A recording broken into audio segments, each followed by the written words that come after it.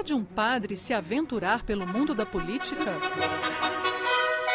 No Brasil do século XIX, em Pernambuco, Frei Caneca foi além da pregação religiosa e se envolveu nas lutas pela independência. Ele esteve à frente da Revolução Pernambucana e da Confederação do Equador. Frei Caneca nasceu num bairro portuário de Recife, era de uma família humilde. Seu pai era português, a mãe já era nascida no Brasil.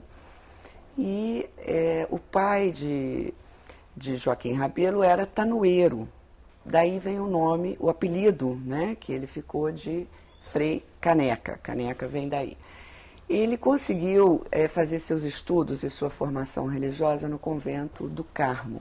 Era um convento muito rico em Pernambuco e que acolhia os filhos das elites, né, pernambucanas, mas também aceitava alguns alunos de origem mais modesta. Educado na tradição cristã, aos 22 anos o rapaz ordenou-se frade e adotou o nome pelo qual é conhecido até hoje, Joaquim do Amor Divino Caneca. Nessa época foi criado o Seminário de Olinda e ele conseguiu se matricular.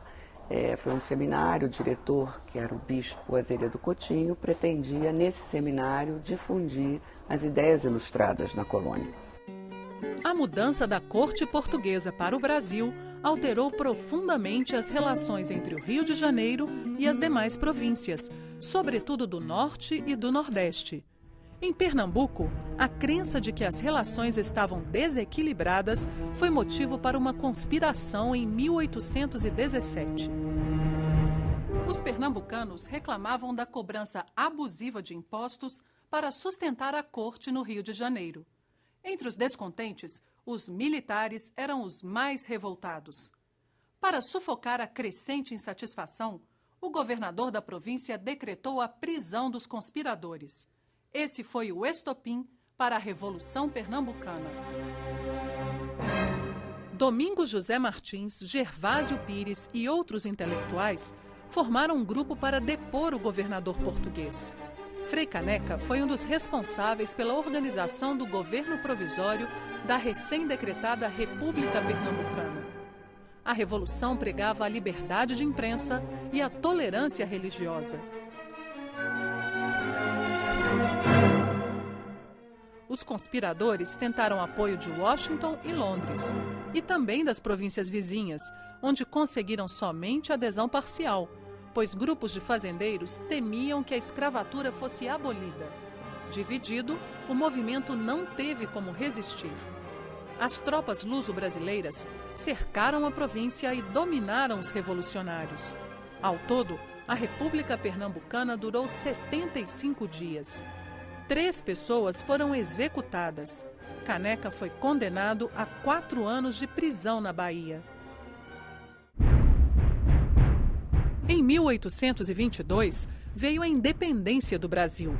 Defensor da instalação de uma república constitucional, Caneca acreditou que Dom Pedro seria um representante dos pensamentos liberais. Mas quando o imperador convocou o exército, fechou a Assembleia Constituinte e outorgou sua própria Constituição, o Frei se rebelou. Para ele, a soberania do povo viria em primeiro lugar.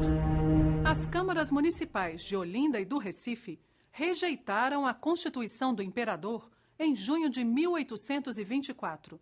Em contrapartida, Dom Pedro nomeou um novo presidente para a província, desconsiderando a escolha feita pelas instâncias locais. O impasse abriu caminho para uma nova revolta em Pernambuco. Frei Caneca defendia que as províncias fossem autônomas e legitimamente representadas no governo central. Sua postura esteve traduzida nos textos publicados pelo Tifes Pernambucano, jornal fundado por ele. Assim como Cipriano Barata, Caneca usava a palavra para expressar a resistência das províncias frente à postura despótica de Dom Pedro. Em 2 de julho de 1824, foi proclamada a Confederação do Equador, reunindo desde a Bahia até o Grão-Pará. A conspiração previa um projeto republicano radical e era apoiada pelas classes populares urbanas, negociantes e alguns fazendeiros. O projeto constitucional da nova República priorizava o poder legislativo e suspendia o tráfico negreiro no Porto do Recife. Por restringir a escravidão, o movimento não conseguiu criar um consenso, pois atingia em cheio os interesses rurais, como já ocorrera em 1817.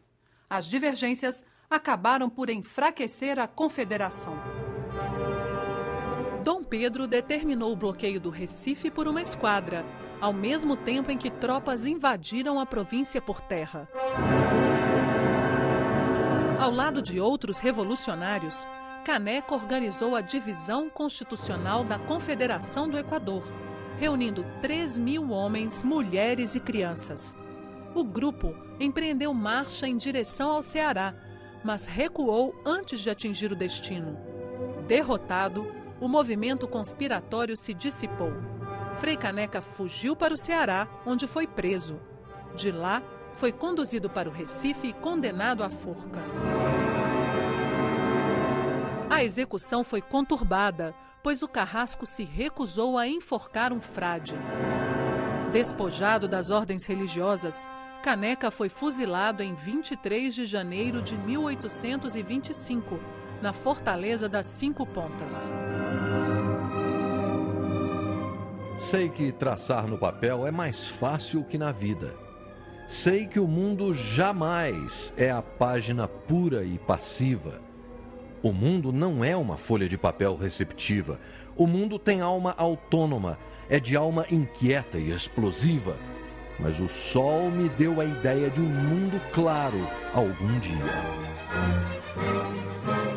Por ser um dos pensadores mais atuantes de sua época, além de ardoroso defensor da autonomia e da liberdade, Frei Caneca é um dos construtores do Brasil.